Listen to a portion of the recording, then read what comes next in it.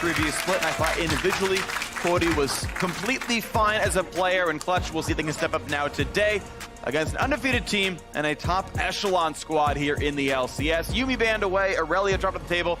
I'm always a little sad seeing blue team banning champs like Yuumi. I feel like they are first pick worthy, and thus you kind of want to force it on the opposing team, but something else in the eyes of Clutch for first pick here. Very, very, very fast bans also coming through as well. The fact that Clutch are pretty much doing it instantly. I think they may have predicted some of what C9 was trying to do, but Rumble, Jace, and one final ban going to be Rise from the C9 side, and now Clutch, what were you looking to first pick? Sylas is up, but keep in mind so is Akali. Some other important picks out there as well.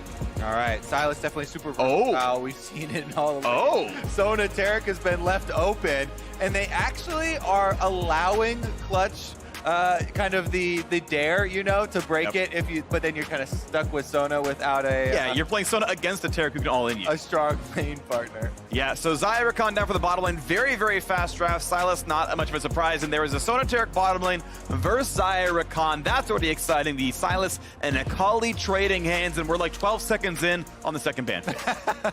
Yep, already trying to catch up here. I think the Akali is actually a super interesting matchup with Sylas too. We've seen it go so many different ways, and there are a lot of different changes you can make within the matchup as far as the Conqueror and the build that you go. Sylas definitely has his windows, but they're later in the game versus Akali. All right, well, that's going to be exciting to see, even if they do match up directly one-on-one. We'll see where they all go. We feel like any of those players can play those champions. Hecarim, Nico, Kennen all banned away. One final ban for Clutch Gaming. What do C9 want? Of course, there's still a soul lane to grab for either side, and the jungler here as well, as it's been one jungle ban and two top lane bans on the C9 side. Oh, Kindred as well being followed up here. Interesting because, like, the Hecarim makes so much sense with the Sona Taric, the super hard engaged damage jungler. Kindred also can make a lot of sense with this teamfight composition, but it's in a much different way. It's not your hard engage, so you have to get that from somewhere else. And they're just kind of taking off another one of those high damage junglers that has another ultimate that can save the Sona. Also, Kindred versus Rek'Sai tended to be a bit Kindred favorite, if I understand correctly, which means that it kind of opens up the Rek'Sai pick pretty easily, baits him into it, so Lee Sin grabbed right away. And a Pyke coming in as well, and that is either it's a funnel strat or it's a solo lane Pyke right now. So getting their inspiration from Wonder over in G2, because Xayah Rakan's bottom lane, and that's Pyke top blind. Yes, it is. Okay. Let's go. I mean, it's flexible. You can play it mid as well. It That's doesn't true. Have to be top lane. Yeah. Pyke was a premier mid laner for quite a long stretch in solo queue, but I definitely expect it to go in the hands of Huni. And now we get Camille top lane with the Rek'Sai coming through as well, so very exciting. We are seeing some different looks out of these teams. Solo lane Pyke, that is exciting. Camille back outside the jungle, also pretty cool, so I'm very hyped about this one. So Camille actually is a really interesting last pick to me. The ultimate, the Hextech ultimatum from Camille is so good at actually getting the kills onto Pyke. The hardest thing with Pyke is locking him down. He's so slippery, has all this disengage, can get into the deep waters and go invisible, but Camille is one of those champions that is so good at all-inning Pyke.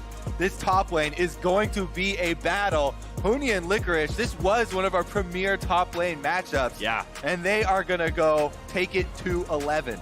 This is exciting because, yeah, Huni, again, essentially blinded the Pyke. It was indeed Licorice getting last pick for top, and it says, okay, you're playing top Pyke, probably Camilla's my matchup. This is spicy, absolutely. And both of them have junglers that can make early passes there. Rek'Sai definitely has the advantage in straight-up 1v1 dueling with Lee Sin, but it is going to be about how they coordinate and track the enemy junglers to get those timings off.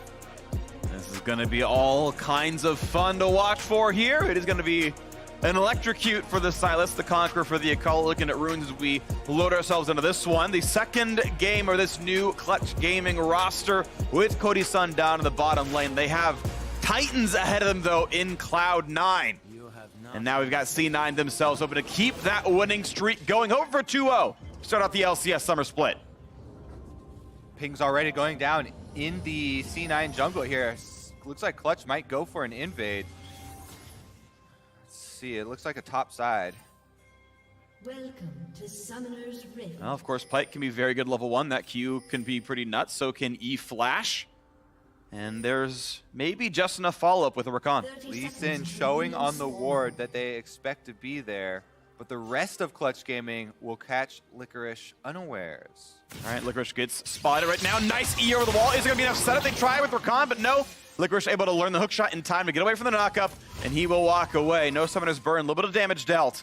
But now it means that jungle control goes to Clutch Gaming side. They put a ward on the red buff. Well, you always should be responding on the opposite side of the invade. As soon as you see that, you can see the movements here from C9. You react instantly, go in and get counter wards on the enemy jungle. So both sides do have those deep wards on the red buffs. But I do really like this level 1. It shows that it's in preparation. They know where Licorice likes to sit at level 1. They even had Lira show on a ward that they know C9 puts down. I love that kind of level 1 preparation.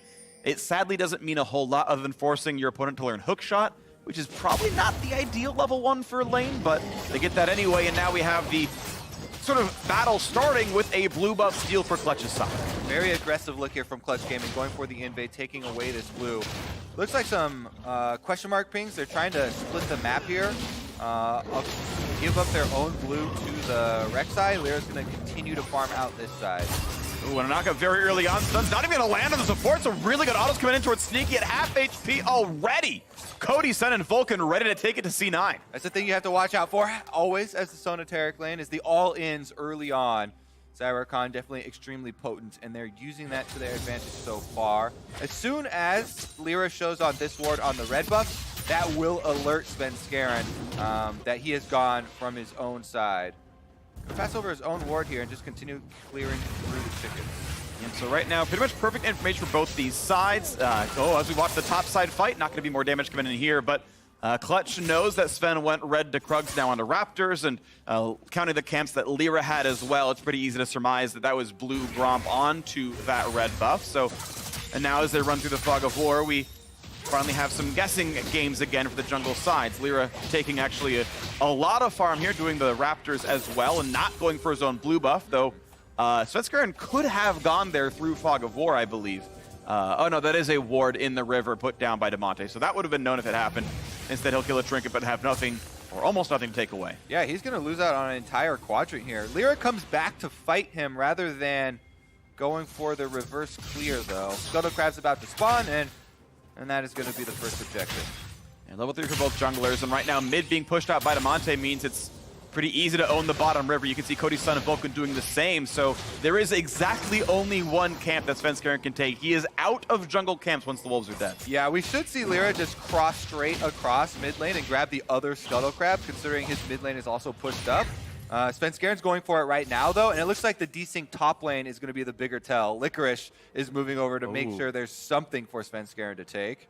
They're actually going to gank mid. He's going into mid, but Lira's right there to stir him around, so now it's damage to Damonte, half HP onto him. Nisqy's running forward, Svenskeren coming around as well. They land that first shuriken, flash over the wall. Does Nisqy flash for the chase? Q auto could be enough to kill him. He's going to flash for it. Oh, the Kingmaker heal comes in, but it's still going to be a lot of damage. There's the flash, the shield, the knockup. They're buying enough space, and now Nisqy is flashless. The heals come in, he's ignited, taking some damage, not going to die just yet. Look at another knockup in for the Rek'Sai. Can they get the first kill? First blood comes in for Cody Sun. Sona has arrived as well. That's one picked up for Licorice, looking for a second as the kills are coming through for Cloud9 side. It's 2-1 already.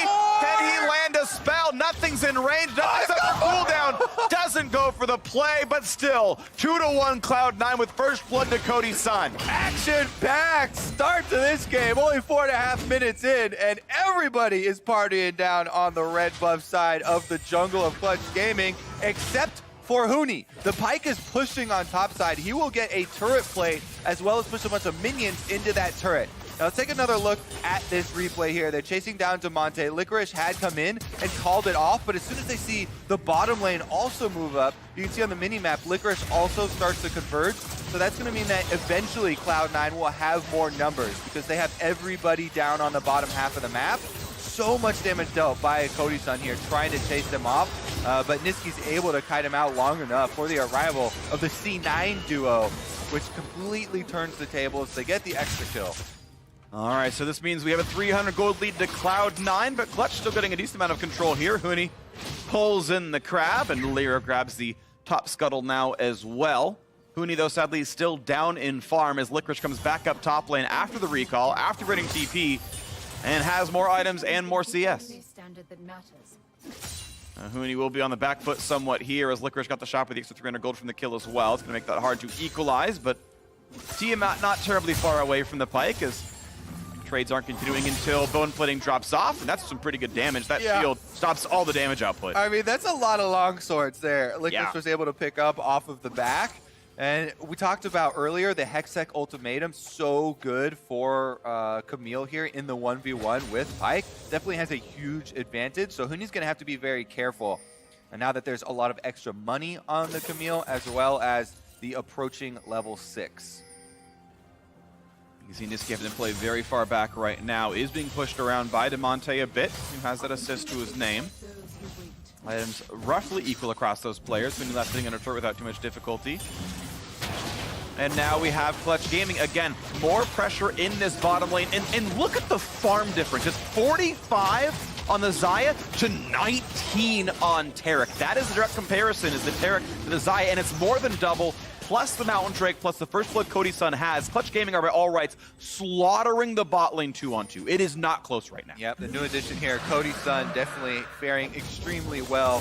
Sona Taric usually going to get a little bit behind, but not this much behind in lane. Yeah. Versus the Xayah Rakan. The really aggressive looks. Also, the roam up into the jungle was while there were more minions killing off their opponent minions, so a lot were denied there. And that is going to be a fairly big gold sink here. And one of the reasons why the gold is still so close, even though C9 got the extra kill.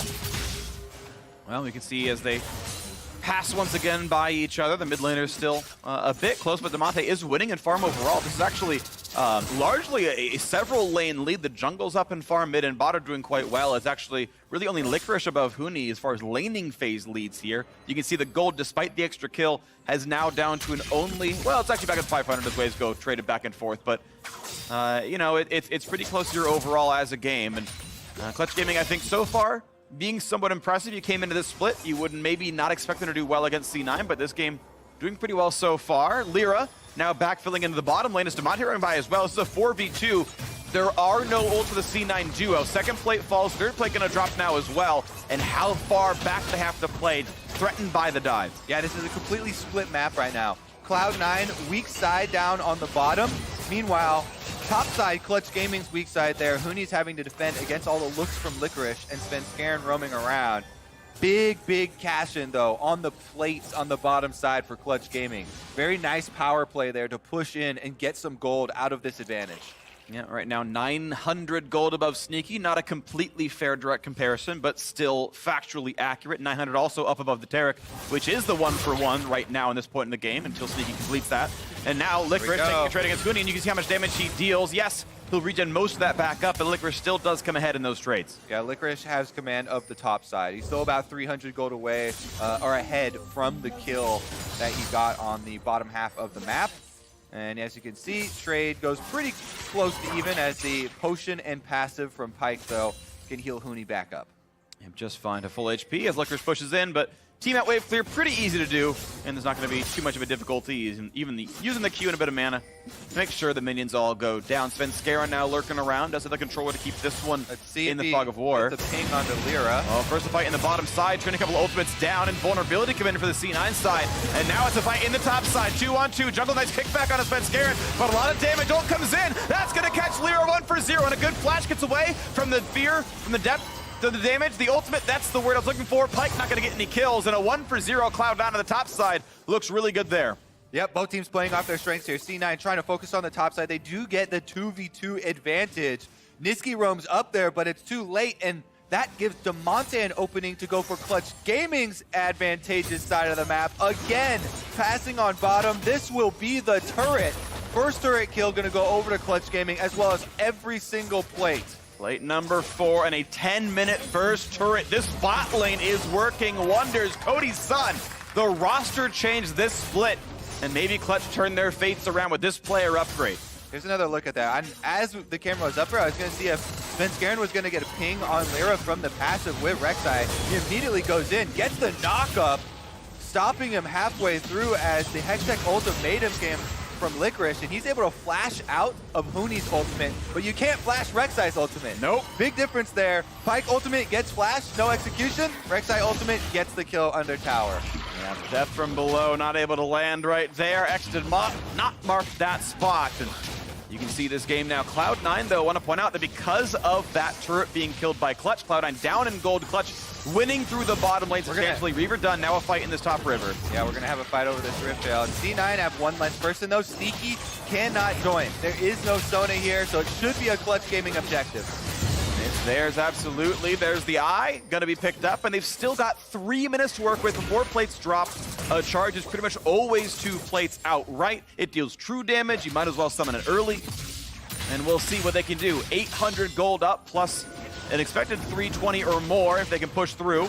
As they've got 3 to 4 members top side right now, only Sylas holding mid, recalling, and yes, an early summon, but they found a fight! Vulcan is gonna drop down right away. The fight continues now. They find that first stun, kicked over the wall, not gonna find that kill in Licorice just yet, not rooted in place either. Svenskeren trying to find some damage towards Huni. Goes for the ult, gets some decent damage there, blasts over the wall, but he's not invisible, and the damage is gonna come through, plus the extra kill for Nisqy. It is 2 kills ticked up right now as Vulcan's already respawned, making that a 3rd overall. This is an absolute crush of a team fight, C9 side. Yep, C9 rotating everybody up there, and Svenskeren on this Rek'Sai is absolutely on a tear. Finds the extra kill onto Huni, allowing now Nisqy and Zeyzal to get some turret plates of their own. And of course, the Rift Herald did absolutely nothing, was killed out. 1 turret plate gone. The stun comes in, and so gotta push back Cody Sun, but not gonna find any more extra gold off that structure. But what a good fight, puts C9 back 1,000 gold ahead, and stops everything that was gained by that Rift Herald take. All right, other things to watch out for too. This Akali starting to become very threatening. Nisqy got 2 kills in the last fight, now has 150 gold bounty on his head, has finished the Hex Tech Gunblade. Very big spike for this champion. Well, coming up, first person view of Licorice, and our next replay there. We'll see when that comes through, and here we go. Licorice in this fight. Sitting in the fog, waiting to kill off Vulcan, knows he's in there, and then bam, E in a knockup. Plenty damage there. That first kill is really, really easy. Getting pulled in a fog of war that makes it a bit more difficult. You got to figure out what he wants to outplay. That kick, I think, kind of saves him a bit. He's out of range of everything. Yeah, I like the immediate pings, too, from C9. In this pro view, you can see all the communication going on. He keeps his eye down there onto the kill, and they're able to finish off the Rift Herald next. Yeah, finish the first half. Like, he did that, and then he got kicked out, and it's like, okay, I'm out of range. guess I'm done. Just watching now. Yeah. All right, let's see if Lira can find anything here in the mid lane. It's very difficult on Akali unless Nisqy goes very, very aggressive. So he's going to actually walk up through a whole bunch of wards to try and lend some more support to their duo. And I think that is where Clutch Gaming should continue to pressure. Cody Sun is their big way to win this game. This Xayah so far ahead with all the turret plates that he has been able to mine. He is going to build very nicely into a full crit build and be the damage output they need. Yeah, this feels very much, especially as the gold is pushing towards C9's side. Licorice stealing away this red buff as well. This is a little bit Cody Sun versus the world. The difficulty being that there is no great frontline tank for the squad. There's a lot of engage, which is cool. You've got Sylas able to steal some stuff away. Stealing Sona would be pretty magical. Rakan's, of course, great about that, but it's really the only guy with a substantial lead is Cody Sun. So we'll see if he can do it. He can put the team on his back. It's still a pretty close game, but it just feels skewed in that way. C9 gonna grab this Mountain Drake, so gonna answer that one no problem. As minions are picked up in various spots around the map. Licorice with this red buff could pretty easily fight Huni, but not gonna go for the turret damage. Or fighting him under turret when the CC is available. Yeah, C9 quickly approaching their team fight phase here. With the Sona Taric, that is what you want to do. Use these support ultimates for a grouped up fight. So much protection is available with the Taric and then the AoE ultimate from Sona to lock down those priority targets. As you mentioned, there are not very many tanky members on Clutch. So if someone gets caught in a Sona ultimate, or even just a knockup from Rek'Sai to hold them in place long enough, it will be very, very short-lived. And one thing I want to just sort of reiterate quickly when I talked about Cody Sun versus the world. Yes, this game is very close in gold. It's 100 apart. But last I checked, which is 12 seconds ago, every single member on C9 has more gold than their opposite member, except Sneaky versus Cody Sun. So it is sort of like a full court press for C9 side with Cody. Yes, I know like the laning phase makes that awkward. It's Sona bot lane, but the other 4 all have more gold, including top jungle mid, which were not influenced by the Sona Taric lane. All right, yep, it is a Klepto Sona Stealthy bottom side, but we'll see. how they fare when they do start to make use of those big ultimates. Nisqy again, the Akali here with the Gunblade, looking for Cody Sun. That is his main target for these fights.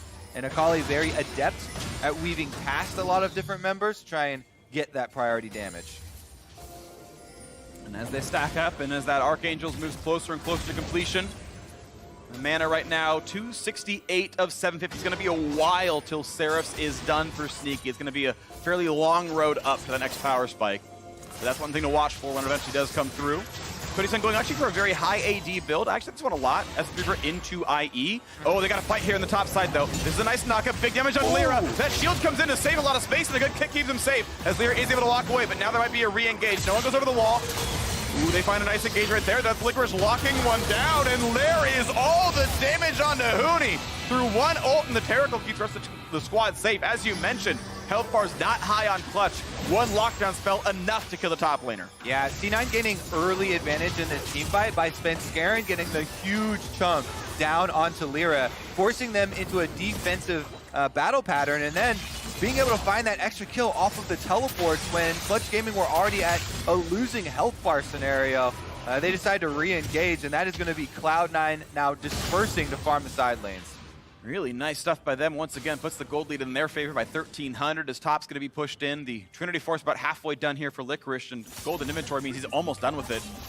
Very little to go now for that one. Maybe 300 gold and he's done. So 2 waves or that turret and he's got it. Akali pushing in the bottom lane as well. All these lanes are doing nicely. Cloud9 sizably now feeling comfortable in this mid game. Had a fairly close match against FlyQuest yesterday, but did come away with, I would say, mostly a great mid game that transitioned well for them. Looking at a sort of a similar look here in Clutch, in the fact that it's not that they're running over them from start to finish, it's that they get some control and then it starts to turn over. And speaking of that control, one of the biggest things about Sona Taric bottom lanes is that you get 2 quest upgrades for placing more wards. They have access to so many more wards now. Sneaky and Zeyzal both can put out a lot of vision for themselves. So with this advantage... Oh, just turned away. That could have been really close. Zeyzal nearly knocked up there by Rakan. 3v2 could have been enough, but it wasn't quite there. They walk away, fighting for ward control, and Lira gonna knock down that controller, plus Cody Sun pushing into the mid lane. This Xayah can do a lot of damage. Rakan with Demolish, some damage here. They can stop the TP. If they hit with Demolish, they can stop the TP. They're gonna let him come down. They get the kill on a Taric, and now it's Licorice in front of the team. But they're gonna maybe find a big root. Nisqy showing up. He's trying to take down Cody Sun by himself. Jumps right back in, the solo kill in the bot lane, and the rest of the squad is already here. Cloud9 now running in for more kills. A Sun and a Vulcan trying to jump away. Is that Rakan, but he's slowed yet again. Rek'Sai showing up now as well, trying to scatter, trying to get back to their base. A flash knockup is the setup they wanted. A kick only buys a little bit of space. They will still go down. It's 4-1. A gigantic team fight for C9. Yep, that's going to be a big, big game changer for C9. They have full control of the map. The biggest thing that Clutch have to be thankful for is that it's not 20 minutes and there's no Baron available for Cloud9 to take after that fight.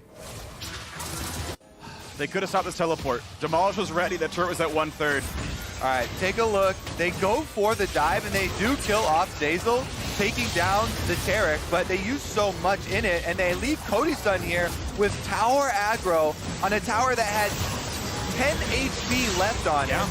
Open to the rest of Cloud9, immediately diving and killing off their biggest member. You said it was Cody Sun versus the world, the one with all the money on the team. Yep. The Xayah taken out, separated, and because of that dive, Cloud9 can get to chase them down, pick up the extra kills, grab this dragon, and actually prepare for that Baron upon arrival. They have the double sight stones basically for the extra wards, and they could just set up and force Clutch Gaming to walk into them. It's so dangerous now. And that Baron is spawning in 15 seconds, an Ocean Drake to keep them topped off. If Gate needed even more help than a Sona Taric could give, another slow's gonna be found. Cody Sun is just gone, deleted by the engage, and what a timer for that, as Baron is now spawned. Tough to be an AD carry with no flash there, with Camille and Akali looking for your head. Yeah. Cloud9 find it, they get the extra kill, they're gonna run straight down mid lane, and this game is wide open. This game is closing quickly on the Clutch Gaming side. That door is wide open for C9 to run through it as they knock down that mid lane turret, and they stick around for the inhibit at least a little bit. You're gonna knock down these minions, and they are gonna back off, but Cody Sun spawning in 4 seconds, and this time he will have ult available for the self-peel. Means maybe Cena doesn't look for Baron right away. Maybe they get vision and a reset afterwards. We'll see what they go for here. 20:35 into the game, C9 sizably ahead, over 4,000. Cloud9 did extremely well in Spring Split, went to Korea in the offseason, were very public about their boot camp and training over in Korea, really focused, and it seems to have paid off. They've picked up right where they left off from last season. Extremely quick games here, winning a lot of these mid-game team fights. Let's see if they can finish it out, because 21 minutes into the game, all they have to do is reset and get back out to this Baron area. Clutch are trying to be the first ones there to have some vision for themselves to allow the possibility of some counterplay. You mentioned Rakan engage, Pyke engage. These are their tools to try and find a surprise. Nice scouting right there by C9. IE is done for Cody Sun, so this might be the one moment they look for. He gets the separation on a 1, looking for the kill on Damonte. Pops his on his hourglass, now looking for the re-engage, but they're invulnerable as CG tries to come in. There comes that first kill. Damonte is gone already, and it's 5v4 as C9 runs for more kills. Looking over the wall. There's the knock-up onto Huni, looking for the kill. They might just find him. He tries to run away, finds the stun, and a blast cone goes to even more safety. And now Cody Sun is the front runner. He's the one who might be found out here. A turret to put themselves a little bit of space. Look for the crescendo, look for the stun, not gonna find that just yet. The feathers come back, they don't find the stun, but they will find that kill as Vulcan drops down. That's one trade back though. Cody Sun does find some shots, and death from below will not land as Cody Sun is gone, and Pyke is gonna fall as well. Lira versus the world Baron could be in C9's eyes. Yeah, it has become a bloodbath here. Cloud9 just chasing Clutch all over the map. No area is safe. You've got towers, doesn't matter. You've got jungle creeps here, doesn't matter. Baron is alive, doesn't matter. They're gonna go for all the kills. And they are getting so far ahead now. This fight right there, it's a great pick. They find Damonte, and Licorice just starts it right off. All right, take another look here. Big chunk on the top side, using Taric ultimate offensively. I like this look. They just pop it early and know that they can go get a huge health lead at the start of the team fight. They fully engage on Damonte. Even though it is Sylas, you've got the Taric immunity, so they just chase Clutch Gaming off. And again, they split and they segment this team fight. Clutch have to scatter here. Clutch have not had a single team fight where they've been able to set up on their terms with their engage. It has been Cloud9 dictating the pace of this game, of these team fights, and of the end as well. Huni tries to get over the wall there, but Nisqy walking out of range means you don't teleport if you don't hit it. Yep. And he almost hit Sneaky, but Sneaky turned around. Almost got him in the edge of that one. But now Pyke continues once again inside the pit and vulnerability. Well timed to keep Nisqy safe. And Clutch just cannot buy that kill. They force the ults out, but the healing coming back in. C9 back to pretty much full HP. Yeah, those are two pretty big ultimates. With no Akali ultimate, the full 100% to 0 threat on Cody Sun is greatly reduced.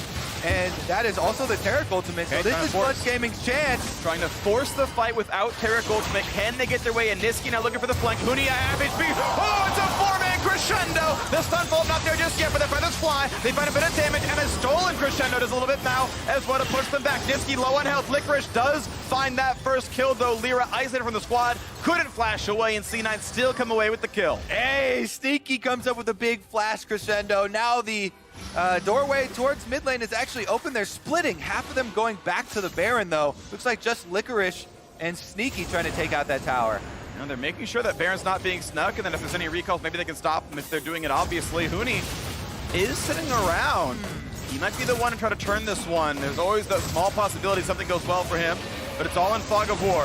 Looking for the Q, looking to pull someone around, but now he's going to run away. Licorice is here, finds the stun, but also slowed.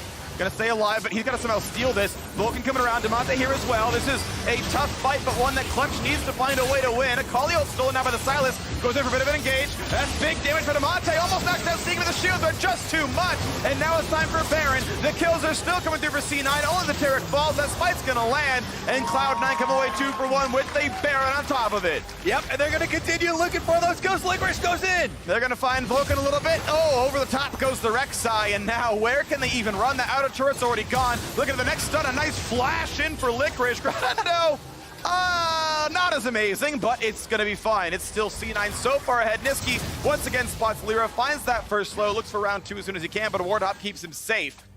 Well, it's going to stop at 4-20 in kills, but that inhibitor is going to drop. Yeah, it's not going to stop at the kills anymore. Baron buff is on, so there should be some turret destruction here. Cloud9 actually looking like a reset. A lot of gold gains in the last frantic moments that we've had. Yeah. Haven't had a reset in quite a while, so it is going to be back to base to purchase, then pushing with the Baron buff. Here's another look at how they started out. Remember, there was just this fight before this where they killed off Lira. So C9 knows there's no jungler. That's why they're forcing so hard on this Baron. And Clutch Gaming know that this is their chance. 4v5 with Baron damage going, 2 members left in the pit. Maybe they can create something with the chaos. They try and converge, but Nisqy with all the shields, the barrier coming through, too much protection and not enough focus from Clutch Gaming to be able to pick up that kill. So C9 get the Baron, they get the reset. They are not only rich, but also empowered to push.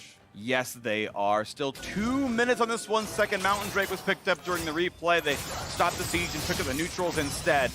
Now they got all kinds of time to take a lot over. Now looking for the hard engage. They're going to get that kill. Nice pick up there. That's good by Vulcan. And a nice kickback. Oh no, not going to find that one. Licorice actually going to stay alive. He's going to be okay on this. Very good look here from Clutch Gaming. Vulcan knows that they have very little chance if they let the Baron team push up to the towers and play it slow. So he goes very fast, flashes in with the Rakan. They get the kill onto Nisqy, and that might buy them some time in this game. And that turret falls, and it's pretty easy for Akali to walk backwards. So 1 kill is nice, but it wasn't a very big shutdown. Nisqy was mostly assist heavy, so pretty bare bones one there. Yeah, it does buy you time though. While he's in the death chamber, the gas is off from Cloud9. They're not pressing ahead on inhibitor turrets. And those are the things you have to look for.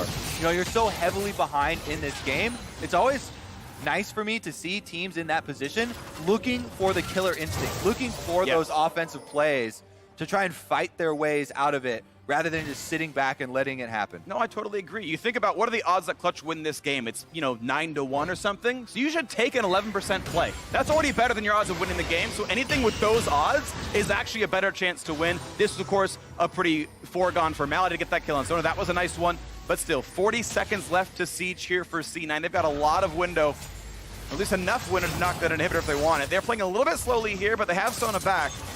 Mid cleared, now walking towards the bottom lane to join up with Licorice's Camille. And this should be second turret bot lane gone. Yeah, Licorice Camille, by the way, is 6012, 700 gold bounty with GA active on him. Yeah. 3 item power spike. This is an extremely scary level 16 all in.